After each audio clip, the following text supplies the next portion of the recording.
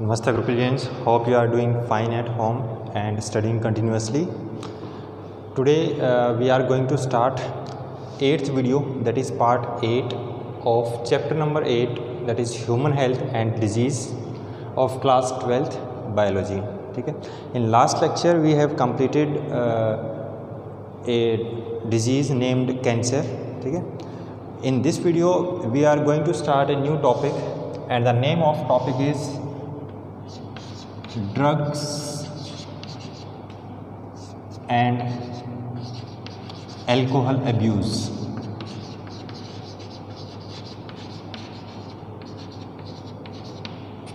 ठीक है. तो सबसे पहले इसकी डेफिनेशन करते हैं. डेफिनेशन में क्या है कि अगर हम ड्रग्स मतलब मेडिसिन्स, ठीक है, if we are taking drugs and alcohol for another use rather than its medicinal value, ठीक है, and in more amount what is prescribed by WHO, कि जितनी अमाउंट में लेनी चाहिए हमें उससे कहीं ज़्यादा अमाउंट में ले रहे हैं, which can lead to variations in our physical activity, our physiological state as well as mental state. तो किसी भी ड्रग या एल्कोहल की उतनी अमाउंट लेना जिसकी वजह से हमारी बॉडी की physical, mental and physiological instability हो, उसको बोलते हैं हम ड्रग्स एंड एल्कोहल अब्यूज़. तो सबसे पहले डेफिनेशन ही लिख देते हैं इसकी. When drugs and alcohol are taken for purposes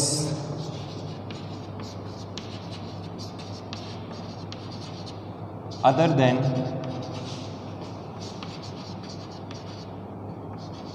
medicinal use and which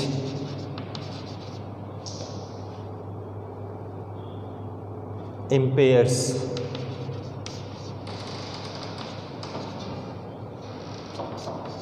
physical, physiological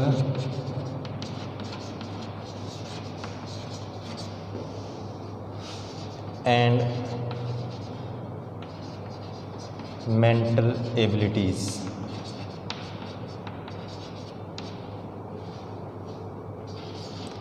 of a person is called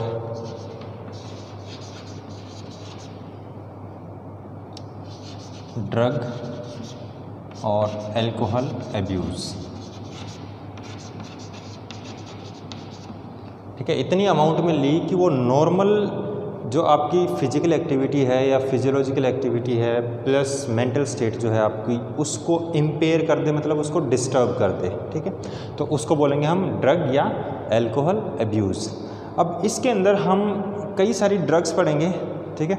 total there are 6 categories which are mention in NCERT. ठीक है. उनमें से मैं सिर्फ फर्स्ट 4 ही करवा पाऊँगा इस वीडियो में. ठीक है. तो we will start with the first category.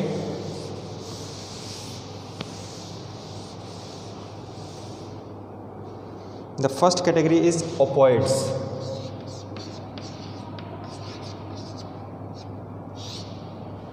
इसमें मोस्टली सारा आपका लर्निंग पार्ट है. ठीक है. इसमें टेक्निकल पॉइंट जो कुछ टर्म्स होंगी उसको मैं बताता जाऊंगा, अदरवाइज़ ये सारा लर्निंग पार्ट है, क्रैमिंग पार्ट है. तो ओपियोइड्स में सबसे पहला एग्जांपल है हेरोइन.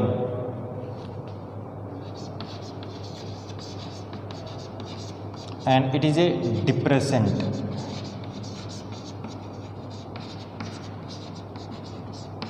ठीक है. डिप्रेसेंट है प्लस आपकी जो बॉडी की एक्टिविटीज़ है उसको वो स्लो डाउन कर देता है. ठीक है. एंड स्लोज डाउन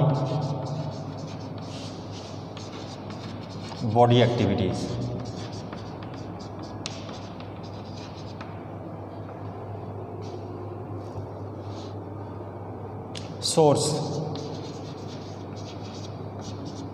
सोर्स है, प्लांट का नाम है पेपेवर सोमनीफेरम.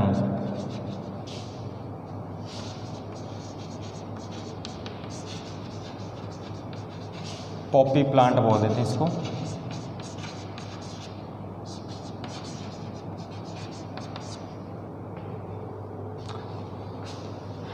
तो जो पेपेवर का लेटेक्स होगा, लेटेक्स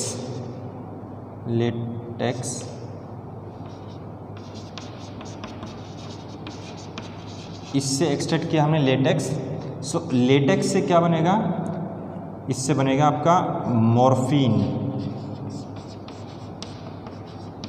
ठीक है, तो एक तो मॉर्फिन इसके अंदर इंक्लूड हो गया ओपियोइड्स के अंदर। दूसरा, अगर इस मॉर्फिन का हम कर दें एसिटाइलेशन तो इससे बनेगा हेरोइन। ठीक है, विच इज ए हेरोइन या स्मैक बोल देते हैं इसको। It is a white coloured, white odourless, कोई स्मेल नहीं आएगी, वाइट कलर का है। And crystalline compound.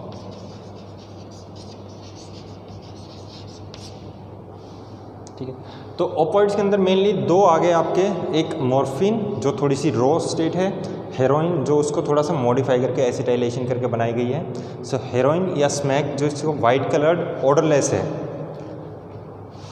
अब इसको लेते कैसे हैं, मोड ऑफ इनटेक है इसका,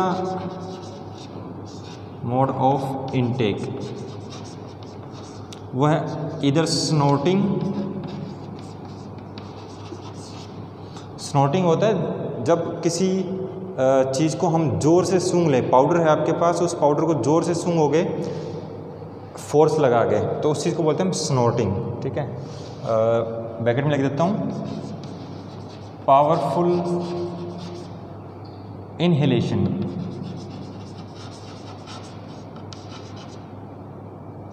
विद फोर्स।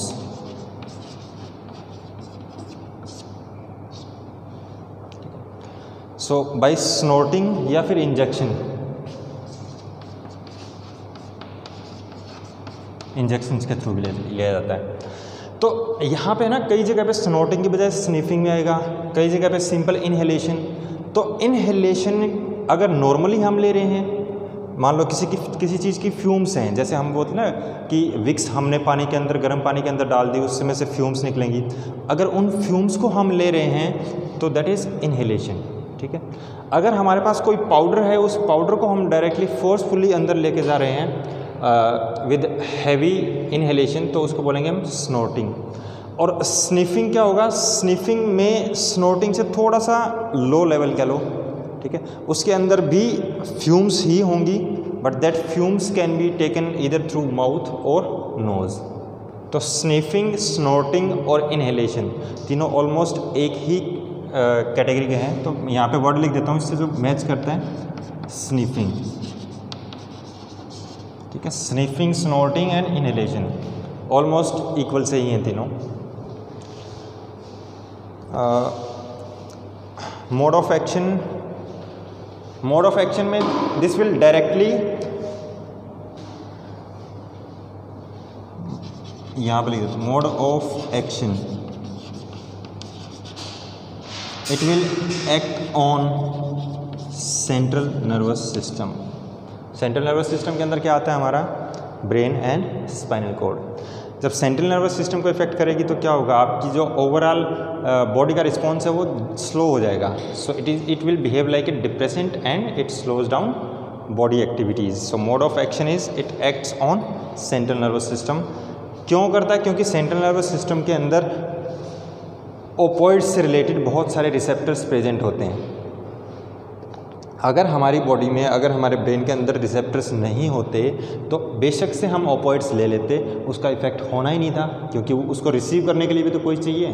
ठीक है, सो द ओपियोइड मॉलिक्यूल्स, ठीक है, these will be received by the receptors which are present on CNS, central nervous system.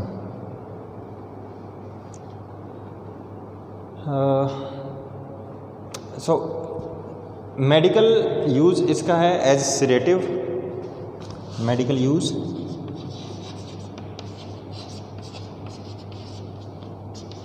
As sedative.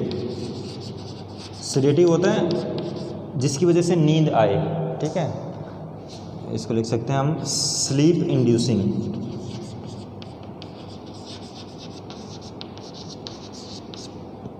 So as sedative and pain killer, as pain killer, दो use हैं इसके medical में। तो जो हम बोलते हैं कि भाई मिलिट्री के अंदर जब कोई वार पे होते हैं सोल्जर्स, तो सोल्जर्स के पास जनरली एक इंजेक्शंस होते हैं, ठीक है, वो इंजेक्शन किसके हैं, हेरोइन या मॉर्फिन के इंजेक्शंस होते हैं, ताकि अगर उनको गोली लग गई तो उस टाइम पे जो दर्द होगा उसको झेलने के लिए वो क्या करते हैं, इंजेक्शन लगा लेते हैं। तो जितना क्योंकि वहाँ पे ये फिक्स नहीं है कि मेडिकल फैसिलिटी आपको कितनी देर बाद मिलेगी, तो उस टाइम पे उस दर्द को सहन करने के लिए इनके पास क्या है, ओपियोइड्स, ओपियोइड्स के अंदर या तो मॉर्फिन या हेरोइन। सो इन दोनों के यूज़ क्या थे, स्टार्टिंग में इसके यूज़ था मेडिसिनल, पर उसको हमने अपने तरीके से क्या बना लिया, उसको एज ए ड्रग्स यूज़ करने लग गए ताकि अपने प्लेजर के लिए, ठीक है। So this was all about opioids. इसमें एक स्ट्रक्चर बना रखा है आपका एनसीईआरटी के अंदर, उस स्ट्रक्चर को आपको याद करने की ज़रूरत नहीं, बस उसको थोड़ा सा दिमाग में रखो कि अगर वो स्ट्रक्चर आ गया तो मतलब वो किससे रिलेटेड है, that is related to opioids. तो सिर्फ दो ही स्ट्रक्चर दे रखे हैं आपके एनसीईआरटी के अंदर, एक ओपियोइड्स का, एक कैनाबिनॉइड्स का, ठीक है।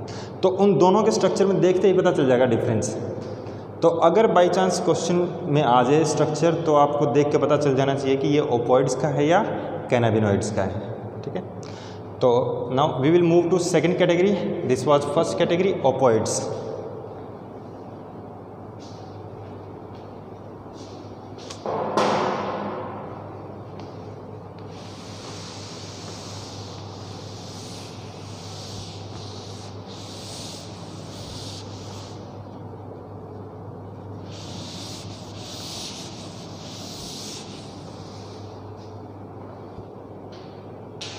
Now we are moving to second category, cannabinoids.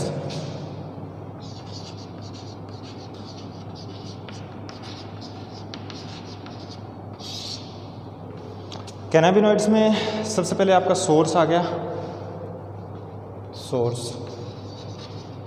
Source is inflorescence of cannabis sativa.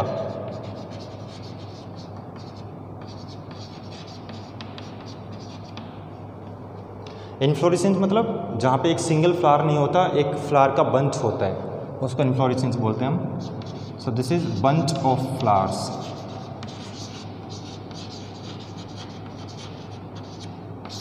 And this is the name of plant जिसकी इन्फ्लोरेसेंस से आपके कैनाबिनॉइड्स जो है वो एक्सट्रैक्ट होंगे। अब इस सेम प्लांट की leaf, stem and flowers use होंगे, ठीक है। मेजरली आपकी फ्लावर्स यूज होते हैं और लीफ और स्टेम भी होते हैं। इन तीनों के अंदर अमाउंट ऑफ कैनाबिनॉइड कितना होगा, इन तीनों के अंदर, तीनों को मिक्स किया on the basis of amount of cannabinoids,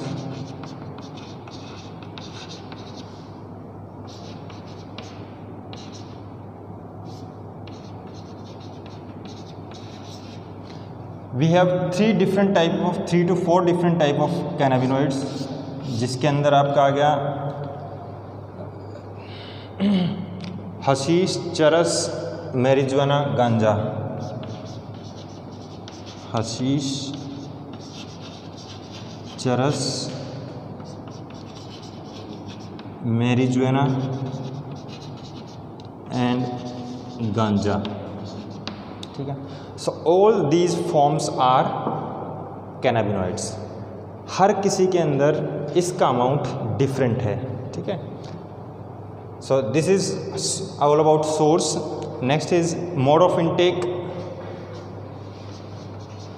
Mode of intake, either orally और through inhalation.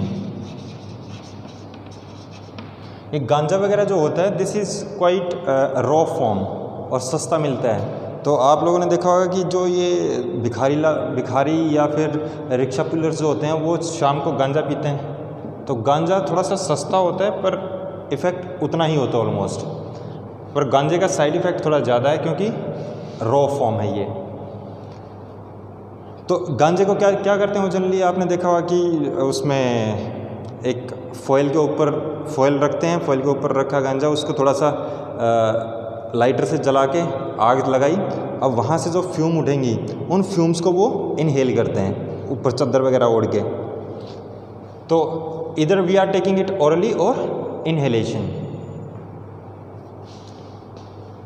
Mode of action,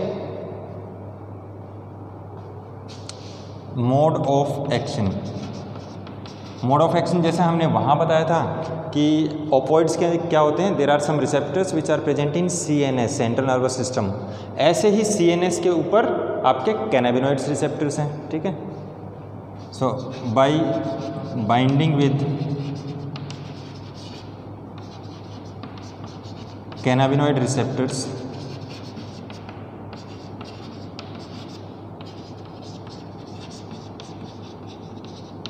on cerebrum, ठीक है। सेरेब्रम क्या है, एक पार्ट है आपका CNS का।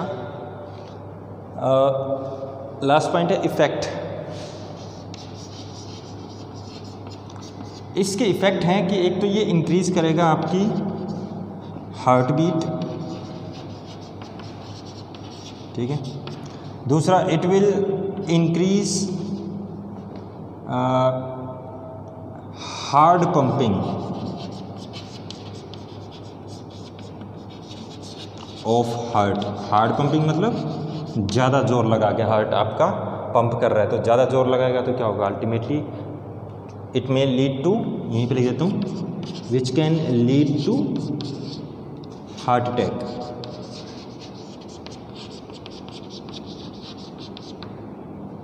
हार्ट अटैक या कार्डियक अरेस्ट, ठीक है। It will also dilate blood vessels.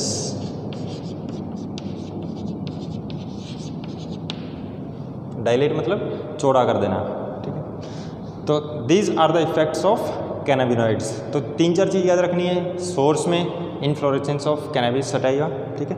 कितना अमाउंट है उसके बेसिस पे यहाँ 4 डिफरेंट कैटेगरीज बन गई, हशीश, चरस, मैरिजुआना एंड गांजा। मोड ऑफ इनटेक जनरली कोई पूछेगा नहीं आपसे, ओरली और inhalation. Mode of action simple है, वहाँ पे ओपियोइड रिसेप्टर थे, यहाँ पे कैनाबिनॉइड रिसेप्टर लिख दिया हमने। इफेक्ट पूछ सकते हैं आपका, इंक्रीज हार्ट बीट। नॉर्मली एक सिंगल लाइन लिखी होती है आपके NCERT में, it will effect the cardiovascular activity. So cardiovascular activity मतलब हार्ट की बात कर रहा है वो, और हार्ट से रिलेटेड ये दोनों पॉइंट हैं, ठीक है। तो आप इसको सिंपल एक लाइन में NCERT में जो लिखी है वो ये लिखी है कि it will disturb cardiovascular activity. तो डिस्टर्ब कैसे कर रही है वो मैंने लिख दिया यहाँ पे,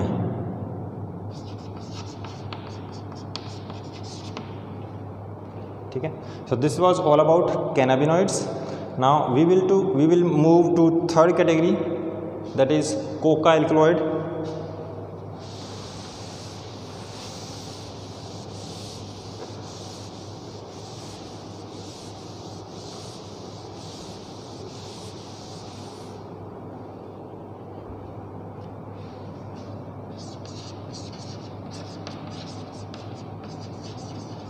कोका एल्कलॉइड्स या कोकेन।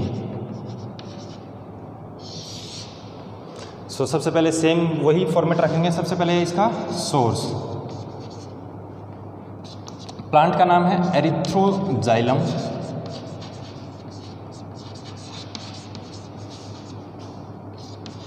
कोका, ठीक है। This is plant name Erythroxylum Coca. It is also called as coke or crack. Coke और क्रैक सारे नाम एक इसी के हैं, ठीक है। सो इस प्लांट की हम क्या लेते हैं, we generally use leaves and young stems, ये है इसका source. Next is mode of intake, again sniffing and snorting. Mode of intake, ये वैसे कोई पूछता नहीं कभी एग्जाम में। स्निफिंग एंड स्नोटिंग ये दोनों मैंने बता दिए पहले ही क्या होते हैं। Next is mode of action. Mode of action, अब यहाँ पे इंपॉर्टेंट पॉइंट है, हमने जो ओपोइड्स लिखे थे उसको बोला था इट इज़ ए डिप्रेसेंट, अब यहाँ पे लिखेंगे इट इज़ ए स्टिमुलेटर, ठीक है। It is CNS, central nervous system stimulator. अब स्टिमुलेट कैसे करता है, बात यहाँ पे आती कि इस चीज़ को समझेंगे हम, स्टिमुलेट कैसे करता है। तो it is CNS stimulator and interfere with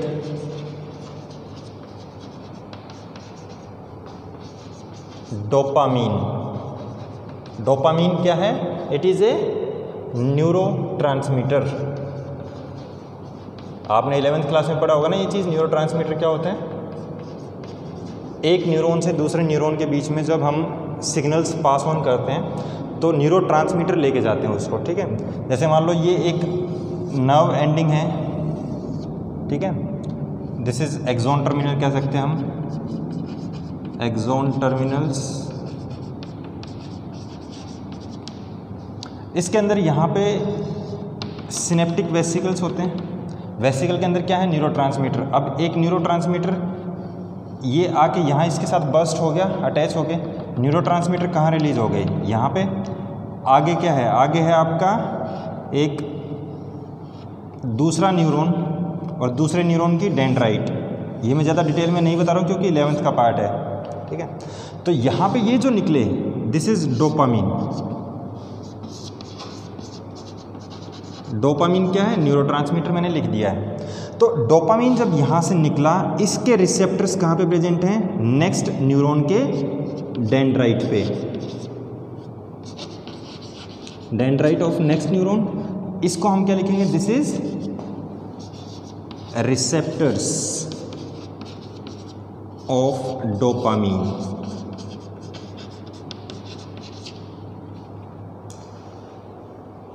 अब यहाँ पे ध्यान देने वाली बात है कि जब यहाँ से न्यूरोट्रांसमीटर निकले तो जो इसका सिग्नल था वो इसकी तरफ पास ऑन होगा। कैसे, न्यूरोट्रांसमीटर्स ये अटैच होंगे इसके ऊपर, इन्होंने एक्टिवेट कर दिया इसको, ठीक है। तो सिग्नल आपका पास ऑन हो गया।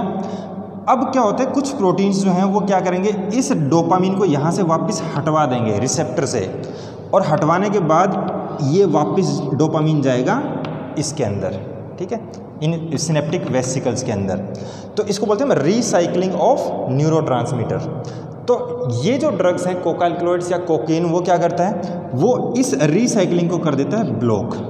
कैसे कि जो प्रोटीन इसको डोपामीन को यहाँ से वापस यहाँ लेके जा रहे थे, ठीक है, रीसाइक्लिंग में हेल्प कर रहे थे, कोकीन जो है, cocaine COCAIN, cocaine plus those proteins, कौन से proteins, which were helping in recycling of dopamine. तो कोकीन प्लस प्रोटीन्स वो क्या करेंगे, एक इरिवर्सिबल बाइंडिंग करेंगे। अब बाइंडिंग होने के बाद ये डोपामीन वापस यहाँ नहीं जाएगा। तो डोपामीन कहाँ पे एक्यूमुलेट हो गया सारा, यहाँ पे। This is synaptic cleft, cavity, ठीक है। तो जब इस कैविटी के अंदर ज़्यादा अमाउंट में डोपामीन रहेगा तो क्या होगा, जितना सिग्नल यहाँ पे जाना चाहिए था उसका कई गुना सिग्नल पहुँचेगा इसके अंदर, ठीक है, एम्पलीफाई होना, ठीक है, इंक्रीज होना। तो इस इरिवर्सिबल बाइंडिंग की वजह से क्या होगा, डोपामीन, ये बुक में कहीं नहीं समझाया होगा आपको, वहाँ पे सिर्फ एक लाइन लिखी हुई है, इट इंटरफेयर्स विद डोपामीन, बस। सो dopamine accumulates into सिनेप्टिकल cavity,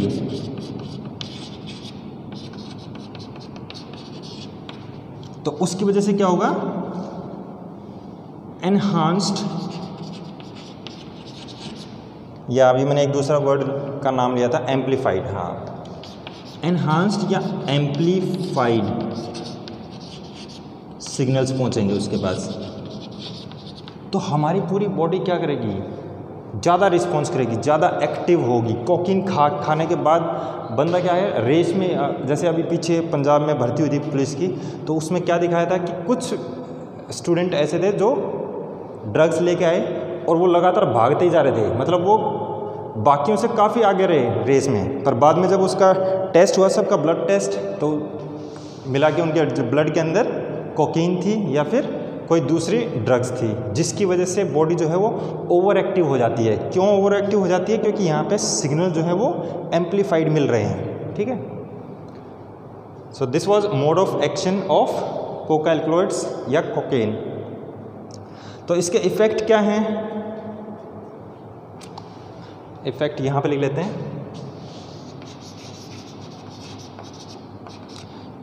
it creates euphoria, EUPHORIA, euphoria होता है extreme excitement and happiness.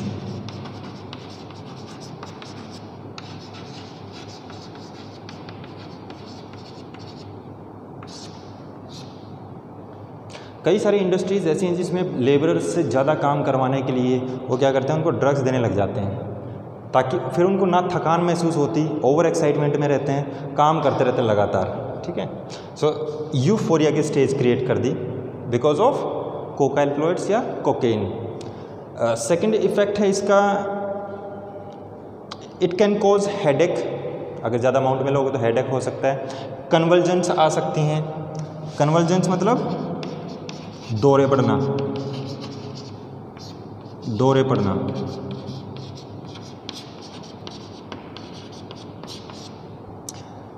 Unconscious भी हो सकता है बंदा, ठीक है। और एक इसका मेन इफेक्ट है हेलुसिनेशन, हेलुसिनेशन। हेलुसिनेशन क्या होती है, इट इज़ ए स्टेज जहाँ पे जो स्मेल एग्जैक्टली प्रेजेंट नहीं है, हमें वो चीज़ सूंघने, ऐसा लगता है कि वो चीज़ की स्मेल आ रही है हमें, जो चीज़ हमारे सामने नहीं है वो चीज़ हमें दिखने लग जाती है, ठीक है। सब कुछ इमेजिनरी चल रहा है। जैसे उसकी मूवी थी संजय दत्त के ऊपर जो मूवी बनाई थी, उसमें क्या करता है, जैसे वो ड्रग्स लेता है उसको सब कुछ ऐसे दिखने लगता है कि यहाँ पे अच्छी अच्छी सीनरी है, मैं कहीं चल रहा हूँ पता नहीं कहाँ, सब कुछ हवा में, ठीक है। तो वो क्या है, हेलुसिनेशन। जो चीज़ नहीं है वो सारी चीज़ आपको दिखाई दे रही हैं, आपको स्मेल आ रही है उस चीज़ की, ठीक है, आप उस चीज़ को टेस्ट कर पा रहे हो जबकि ऐसा कुछ टेस्ट था ही नहीं। So this type of situation is called as hallucination. और अगर ज़्यादा एक्सट्रीम अमाउंट में लिया coca alkaloids, then it may lead to heart attack, cardiovascular activity पे इफेक्ट करेगा, ठीक है। Now we will move to fourth category.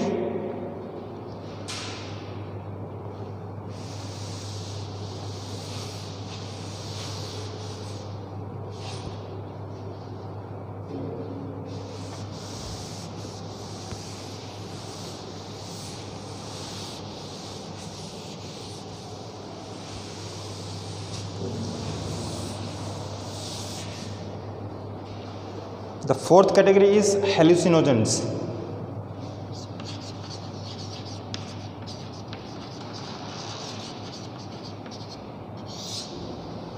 So hallucinogens क्या हैं? These are the compounds which can cause the situation of hallucination. ठीक है, hallucination होती क्या है वो मैंने अभी बताई आपको, ठीक है। उसको कॉज करने वाले जो भी ड्रग्स हैं वो हेलुसिनोजेंस हैं। तो जो इससे पहले वाली आपने बताई थी कोकेन, जो था कोकेन कर सकता है वो हेलुसिनेशन, पर इतनी ज़्यादा इफेक्ट नहीं है उसका। पर एग्जैक्टली जो हेलुसिनोजेंस हैं दीज विल कॉज हेलुसिनेशन, ठीक है। तो सबसे पहले इसका सोर्स देख लेते हैं। सोर्स एट्रोपा बेलाडोना दतूरा स्पीसीज, धतूरा जो होता है, ठीक है। दूसरा सोर्स है इसका एक फंजाई का नाम है क्लेविसेप्स परप्यूरिया। क्लेविसेप्स परप्यूरिया, इससे आपका निकलेगा LSD, ठीक है। LSD क्या है? ये भी एक ड्रग है, लाइसर्जेनिक एसिड, इसकी फुल फॉर्म है LSD की, लाइसर्जिक एसिड डाइइथाइलामाइड। लाइसर्जिक एसिड डाइइथाइलामाइड, ठीक है। सो LSD, so this is the drug which is obtained from Claviceps purpurea। ये क्या है? Claviceps purpurea एक फंगस है, ठीक है। या तो आपके हेलुसिनोजेंस जो हैं वो एट्रोपा से मिलेंगे, एट्रोपा बेलेडोना से, या फिर आपका LSD जो है वो Claviceps purpurea। तो ये काफ़ी यूज़ होती है आजकल, ठीक है, पार्टीज़ वगैरह में। Next mode of action, mode of action. These drugs are generally called as psychedelic drugs.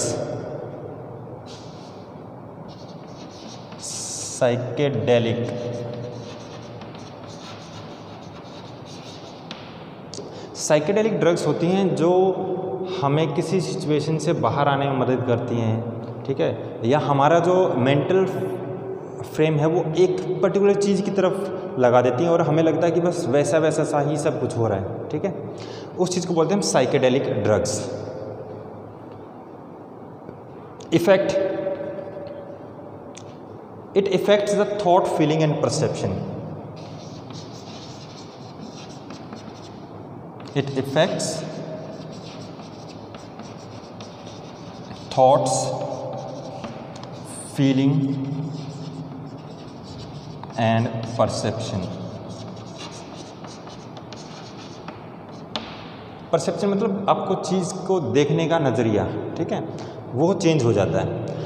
तो इस टाइप की ड्रग्स जो हैं हेलुसिनोजेंस, वो अगर आप उसको दूसरे फॉर्म में यूज़ करते हो तो वो आपके लिए नुकसानदायक है, बट वो अगर उसकी एक फ़िक्स अमाउंट हो तो वो आपके लिए एक मेडिसिन की तरह भी काम करती है। तो हेलुसिनोजेंस का जो मेडिकल यूज़ है, used in treatment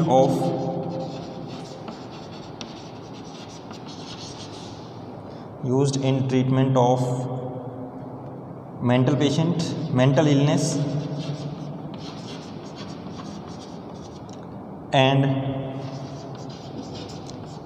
insomnia. Insomnia होती है नींद ना आना, ठीक है, लैक ऑफ स्लीप, ठीक है। तो जब ये ड्रग्स देंगे तो क्या होगा, आपकी बॉडी जो है वो थोड़ी सी रिलैक्स होगी, ठीक है। जब तक ब्रेन आपका रिलैक्स नहीं होगा तब तक आपको नींद नहीं आ सकती, ठीक है। तो ultimately it will helpful in treating insomnia,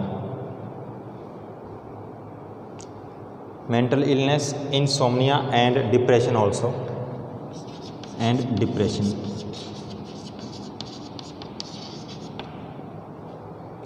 So these are 4 categories which I have completed in drug abuse.